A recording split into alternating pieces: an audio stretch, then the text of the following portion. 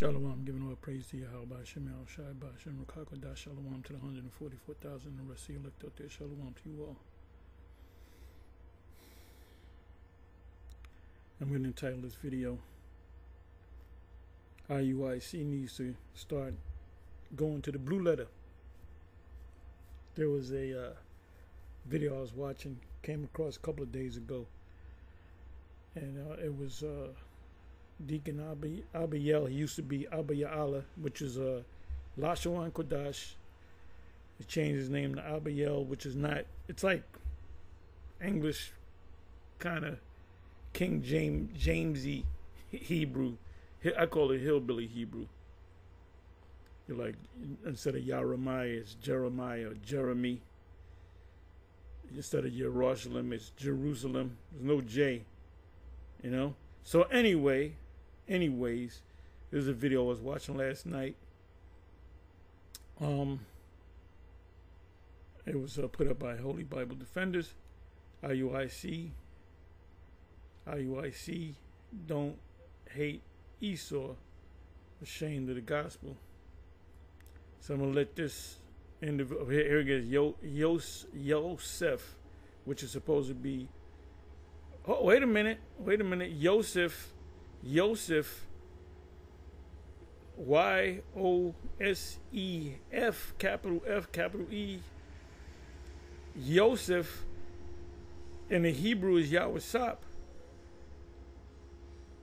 Yahweh, which is one of three bishops, his name is Yahweh, which is the Paleo Hebrew, the ancient Hebrew, which Bishop Nathaniel said, General Nathaniel said, he said a lot of things, but he said that the Paleo Hebrew is really Ebonics. Well, guess what? One of your deacons possesses an Ebonic name, Yahweh. The correct way to say Joseph, which means he will add, is Yahweh. But here you got this individual named Yosef. So some of them have, I call it hillbilly Hebrew names, King James Hebrew, and some of them have Lashawan Kodash. There's some of them that actually, like I said, Abiel used to be Abiel. He had a YouTube page that said Abiel, and then he changed it around 2010, 2011, around there. He changed it up, and I noticed his change. Scripture said, meddle not with them that are given the change. But anyway, Deacon Abiel, he said he had made a little joke about the Blueletter. He said, shut up. No, you should start reading the Blueletter. And I believe some of you are. I guarantee you, I can't prove it. I guarantee you, General Nathaniel, I guarantee you he's going to the Blueletter, but he ain't saying nothing. Because every once in a while, he'll say Esau, he'll say that's Hebrew for that. He'll slip. Sometimes they slip. And they'll say, they'll blurt out some actual Paleo Hebrew. Deacon Asaph. I was watching a video the other day, and he mentioned Yahweh Shai 2 times. But then they're turning around. They're speaking out of both sides of their mouths. Then they turn around and say they're making a doctrine out of the Hebrew. No, Hebrew is part of the doctrine. To get a better understanding of the scriptures, you have to go. Sometimes you have to go in the Hebrew. You don't have to go to every word. Like if it says it, you don't say, well, let's see what the Hebrew word for that is. But there's certain key words you got to go into the Hebrew to get a deeper understanding. Now I just want you to listen, and he's gonna read a passage, and then he's gonna take out a word and says this word means hate, which it doesn't mean hate. It's important for you to go to the Blueletter. So let's listen. I'm going to try to give y'all a break. All right, Deuteronomy 20. When it's hate Esau, what is the difference between the thought of hate and praying for destruction upon them? Now, Deuteronomy 23:7, the word hate is not in that verse at all. Just wanted to make sure my thoughts don't turn to hate. How do I separate the two? All right, good. Good question, right? Now, we are commanded not to hate Esau, right? Go to it. Deuteronomy 23:7. Yes, sir. Right? Now, hating him and praying for his destruction are not the same, right? Because, well, let's get into it. Read verse 7. The book of Deuteronomy, chapter 23, verse 7. Read. Thou shalt not abhor an Edomite. Meaning hate an Edomite. Read. He said mean hating an Edomite. Where did he get that from? Where's the source? Source up or shut up? Source up or shut up? What does it mean to source up? It means give me the source. You said, let me bring it back.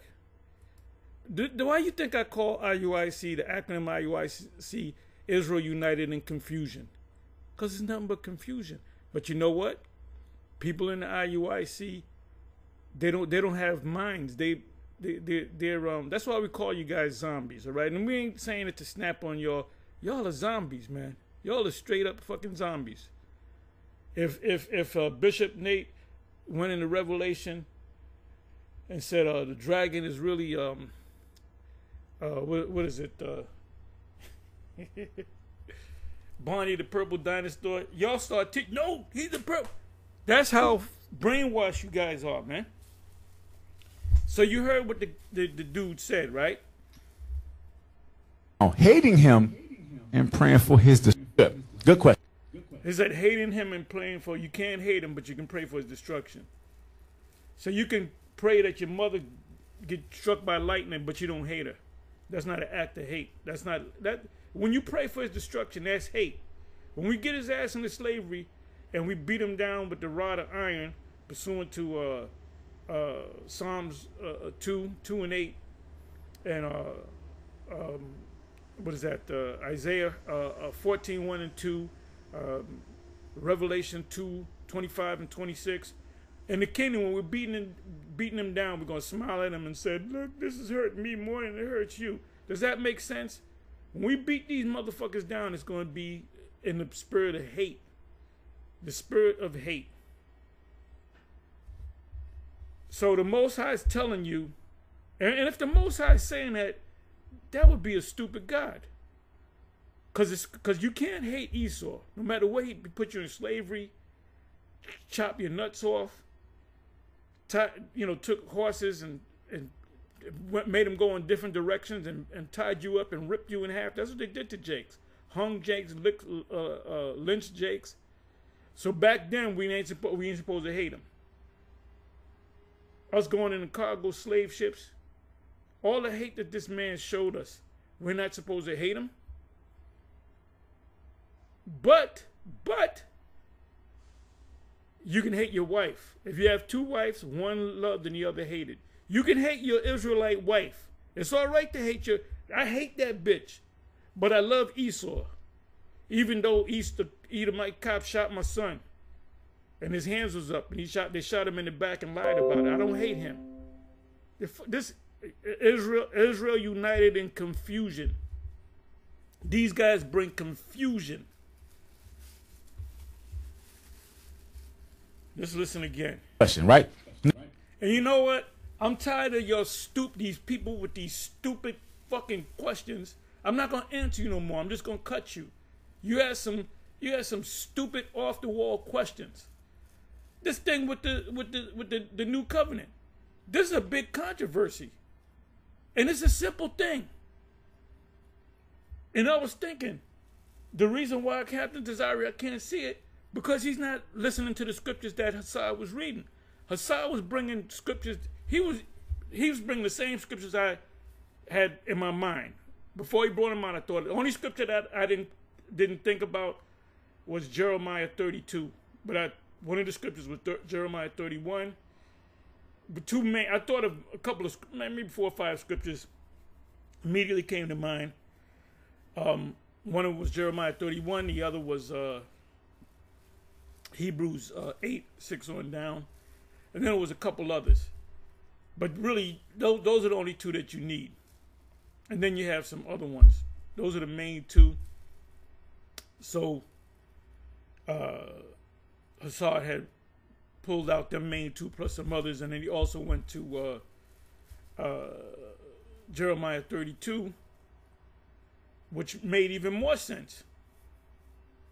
And the thing with when you have a debate, the ego gets involved, because if you're losing a point, you want to kind of show that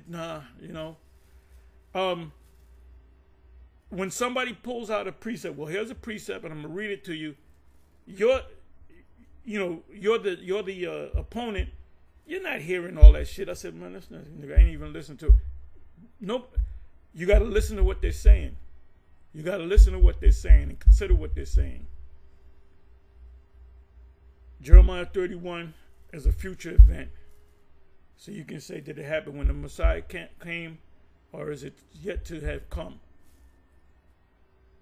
Well, Paul brings it out after Yahushua died and rose, and he said the same. He reiterated what Jeremiah said concerning. I'm gonna get back into the main subject, just going off a little bit.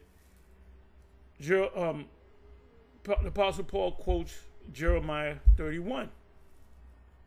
Jeremiah 31 and 31. And now, did that mean when Yahushua came on the scene, that was fulfilling a new covenant? Because it says when the fulfillment of the new covenant comes, we're not going to break any laws. And we're not going to teach our neighbors know the law, for they shall all know the law, from the least to the greatest. So if we all know the law, and it's in our inward part, we're not going to sin. That was after the Messiah came and rose. Let's go with the fact that okay, we're in the new covenant. You guys are sounding like eschatologists now. Everything was fulfilled 2,000 years ago. If that was the case, that we're in the new covenant, we're not going to sin. We're going to be perfect, right? And then we're not going to die. 1 Corinthians 15, 50 on down, and the chains and all that, the sting of death.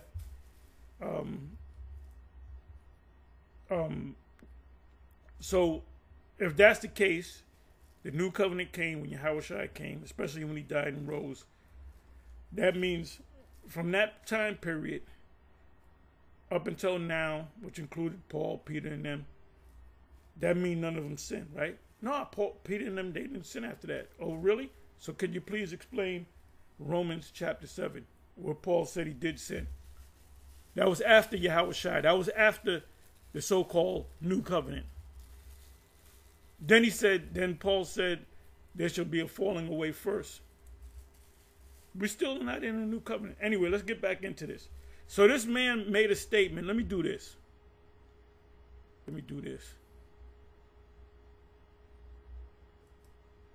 Thought of hate and praying for destruction upon them. Just wanted to make sure my thoughts don't question, and then I'm going to try to give y'all a break. All right, Deuteronomy 23 and 7, it says, when it says not to hate Esau, what is the difference between the thought of hate and praying for destruction upon them?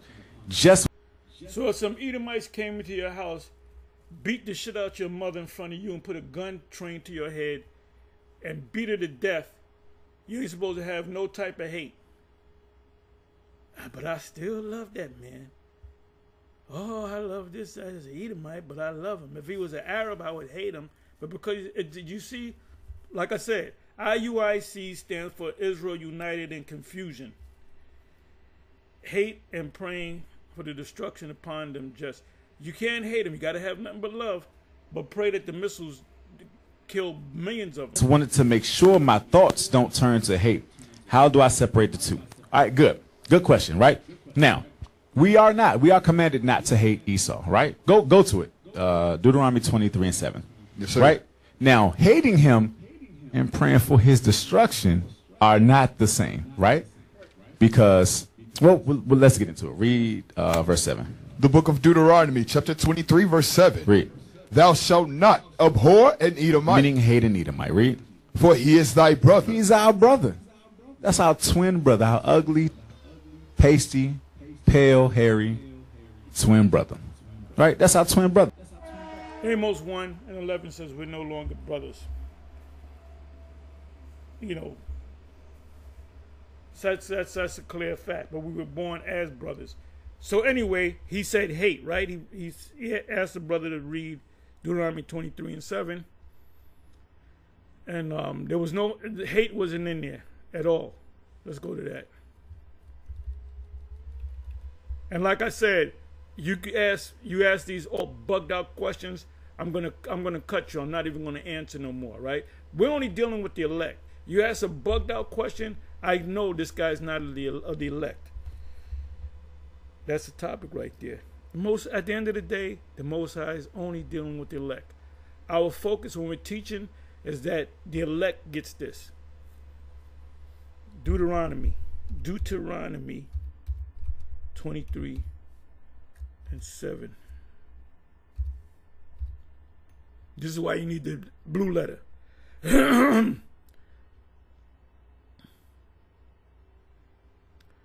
Thou shalt not abhor an Edomite, for he is thy brother. Thou shalt not abhor an Egyptian, because thou was a stranger in the land. Well, you know Moses, the man of the Lord, killed an Egyptian. He didn't do it in love. So now let's see. He said hate. Abhor means hate. Well, let's find out the importance of going into the blue letter. And the Spirit led me to the blue letter, and I showed my yoke fellows the blue letter, and they started. At first, they wasn't really using it. I was using it all. Then it was like, damn, I'm gonna use that shit too. Abhor. Let's see what the word abhor means. If you went to the blue letter,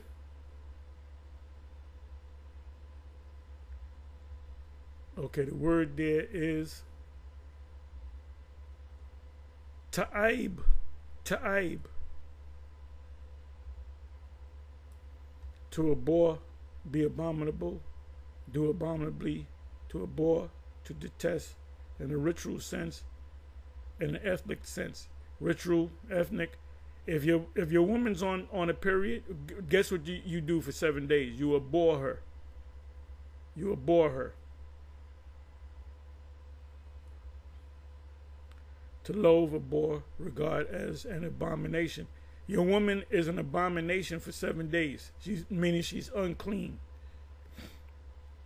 In a ritual sense, when your woman comes on a period, in the kingdom, whatever woman you with, she's on a period, you're not going to be around that woman for 7 days.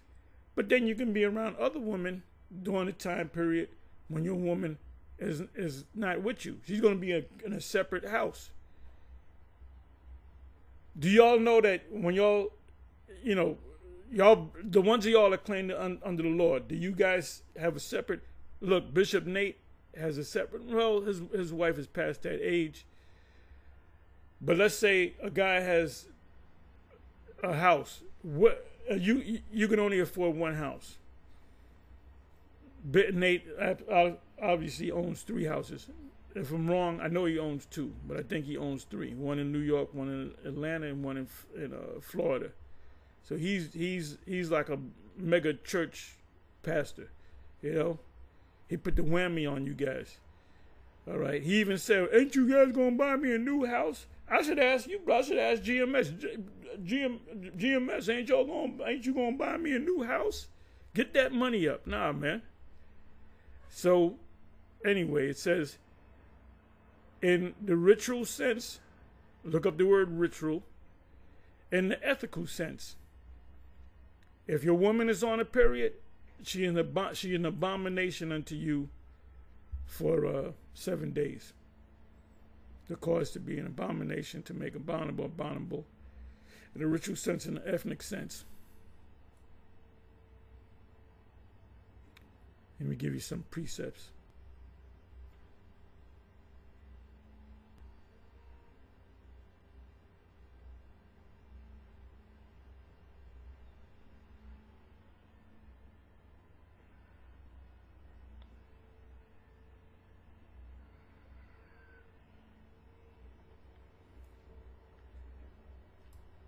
How much more abominable and filthy is man which drinketh iniquity like water.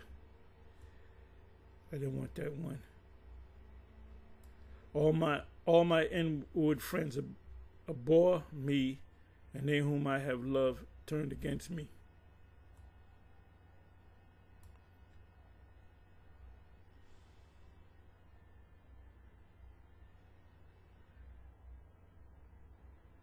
Okay, there's one. I don't know why didn't come up.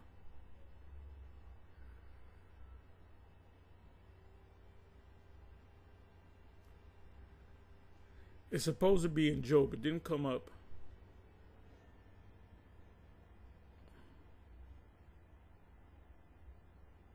Okay. All right, here it is. Job 9:31.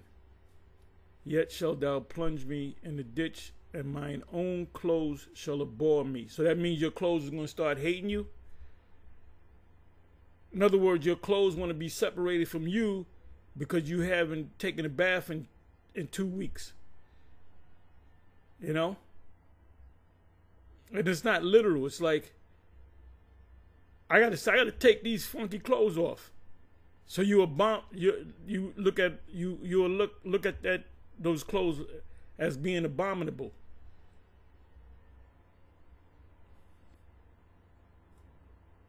Abominable. Like I said, your wife would be for 7 days. She's an abominable.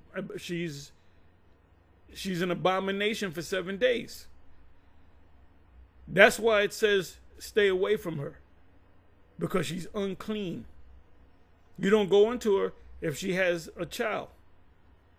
How's it go? In the law, if you have a male child, it's like 40 days. If you have a female child, it's 80 days. So when she has a baby for 40 days, you're not to touch that woman. You're not to have sex with her. So that's, and then you have a girl. That's 80 days. So we're talking what? We're talking almost 3 months. So what do you do in the meantime? You have another woman. In the kingdom, we're going to have other our women going to have periods in the kingdom? Yeah, because that prepares your body. When you have your period, that means your body is self-cleaning. Your body got to be clean to have that baby. So it's self-cleaning. See, that's amazing. Anyway, so the word abomination, let me see what else it says.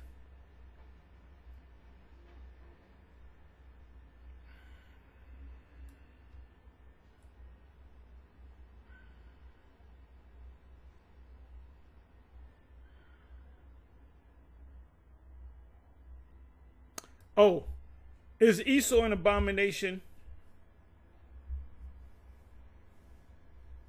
In other words, a leper is an abomination. A certain unclean leper, you got to stay away from them because they can contaminate you, right? So when it says about a born out of Edomite, it means don't put him away, but don't get him. He's not an abomination unto you. He's not unclean because he's a clean leopard. You can shake an Edomite's hand. You can hug an Edomite. You can breathe the same air as an Edomite. They're not an abomination. They're lepers, but they're clean lepers. If you're a clean leper, you can be in the camp. If you 7 days you're out the camp because you're unclean, and then after 7 days you come back, oh, they're clean, they can come back in the camp. If they're not clean, it doesn't heal up. You're out there. That's why they have leper colonies. Why? Because they contaminate you.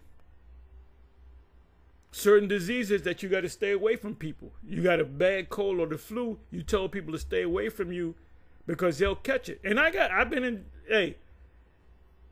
been around certain people that, oh, don't come too close to me, I got a bad flu. And you close enough, and then you wind up 2-3 days later, you wind up getting. I know that for a fact. And it was a situation about 3 years ago or so, maybe 4. Sakaran had a bad cold or flu or whatever, and we were sitting there with him, and then the following week we had that went away, and then we caught it. All 3 of us caught it. myself, Apostle Gabar, and Apostle Rhymelock. And it was super, it was the same symptoms that he had. So he was an abomination. Maybe he should have not even come. Then a bunch of brothers came out from different states, and we told the whole camp, don't even come close to us, because we got this. Because if you come close to us, you're gonna get this the same thing that we got. And I think we explained what Sakuran had, but we didn't. We thought, oh, it was just a cold, it's no big deal. But we got the same symptoms. There was a point where they caught a bad flu that I had, and them brothers were with me, and I was so sick I couldn't even go out. I couldn't even go out and speak. We was on 34th Street, and I just laid in the bed. But they came around me, and guess what? The following week they got the same symptoms that I got, and they were effed up for a week. I said, "Yeah, you caught what I got." Esau, that's why they quarantine people, because they're an abomination. It's contagious. There's a movie called Contagion. So what does it mean when it says a boy not an Edomite? It means that the Edomite is not contagious. He's a clean leper. Blonde hair is a form of leprosy. But you either clean leopard or unclean leopard. Okay, so now let's show you. Let's. Okay, so the word abhor, right? One of the definitions of the word abhor. Wait a minute. It should be hate. It should be hate, right? So there's abominable, like the abominable snowman. Utterly the abominable abhor. It means you're unclean. You're contagious. Your whatever disease you got is contagious if you come close. Oh, stay away from me. You got a bad cold. I don't want to catch your cold. I'm gonna wind up being sick too. That's what it means. It has nothing to do with hate. So now let me go to the word hate. Because if the Most High wanted to convey the message of you're not supposed to hate Esau, then he would have simply said hate. But because you don't go to the Blue Letter or the Concordance, and this is what Christian scholars do. They go into the Hebrew. If you go to the Bible Hub, certain of them commentators, they'll say, well, this is from the Hebrew word meaning this is from the Greek word meaning that. So now let's deal with the word hate.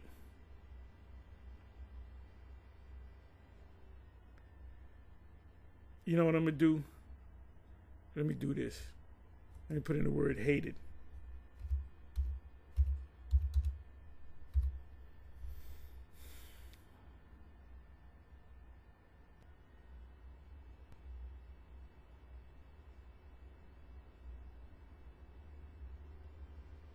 Oh, but Esau could hate Jacob.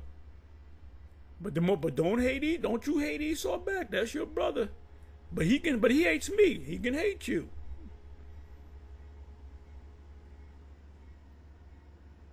Give me a second. Okay. This is in the law.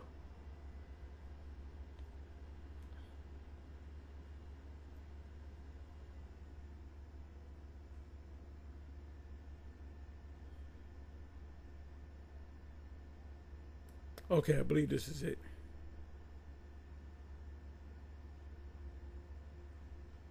Actually, let me start over here. If a man have two wives, one beloved and another hated, and they have borne him children, both the beloved and the hated, and if the firstborn son be hers that is hated, then it shall be when he maketh his son to inherit that which he hath. So who gets the first inheritance? The oldest son. Read the story of Jacob and Esau. Jacob stole the blessings, inheritance of Esau. That's why he wanted to kill. He hated Jake. Esau hated Jake. That's why he said, when my father dies, I'm going to kill you. And Jacob had to supplant him. So now let's deal with the word hate or hated. If a man have two wives, one beloved. These are the laws for Israel, right? And another hated. And another hated. So you mean the Most High couldn't put the word hated in there in Deuteronomy 23:7? Why didn't he put the word hate in there? Because it's not talking about hate. Let's look up. Let's go into this word. Let's see, get the Hebrew word. The word for abhor is was it itab, was it? I believe it was. I got to go back to it, but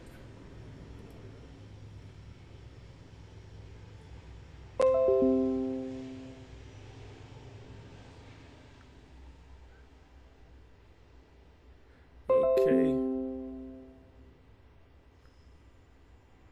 Another hated. Another hated. Let's look at the word hated. Abhor and hated, two different words. Abhor doesn't mean to hate. You don't, when your wife is on her period for 7 days, you don't hate your wife for 7 days. You stay away from her for 7 days. When somebody has a bad flu and you stay away from them, they can't say, you don't want to be around me because you hate me. No, you got a flu. Okay, so the word there is shana. To hate, be hateful. To hate, a man of the Most High, hater, one hating, enemy. Esau is our enemy. Gives you the list of our enemies. So you're supposed to hate your enemies. Of persons, nations, God, wisdom.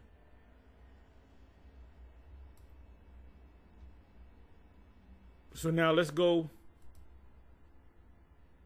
So when we take this man down and we oppress them that have oppressed us, we're gonna do it in hate. We're not gonna, I love you. You're beating the Edomite's brains out. No, I'm good. Oh my goodness, and you turn away. I don't really want to do this, but the Lord is making me do it. You see how stupid that sounds? That's why you look. You can't go wrong if you're following GMS. Let me just say that. Okay? When they had the debate between Captain Tazariak and Hassad, and you confused, you know what you should have did? So, well, let's see what GMS has to say about it. And then you're going to say, well, GMS says, all right, we're going to go with GMS. If you don't have a working brain, just follow GMS. Please don't follow the IUIC, because you're going to get confused. What does the C stand for in IUIC? Confusion. That's a confused. This what individual that you know of, scholars of other Israelite camps, that teach the new moon is the full moon? Name me one camp. Name me one camp other than IUIC. Where am I? Okay, let me see. Amos, and I'm gonna get ready to close.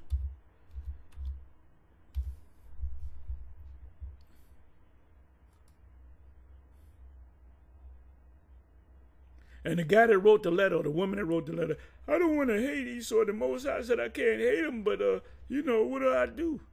Nigga. Okay, Amos. Go right to the point. Thus saith Yahweh, for 3 transgressions of Edom and of 4, I will not turn away the punishment or their punishment. In other words, whatever Esau does, he can't be forgiven for it. Antiochus Epiphanes, he prayed to the Most High and honored the Most High, and guess what? The Most High didn't pull back that plague off his ass because he's an Edomite, because he did pursue his brother with the sword and did cast off all pity, didn't have no pity for us, and his anger did tear perpetually, and he kept his wrath forever. But we got to love them. You gotta come like Mahatma Gandhi or MLK.